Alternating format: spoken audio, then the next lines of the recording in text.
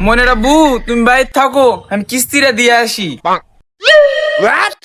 এত সাজা গুজা কিস্তি দিবা যাচ্ছে না, কিছু তো একটা ঝামেলা আছে। দেখো পিছে পিছে আজকে যাম।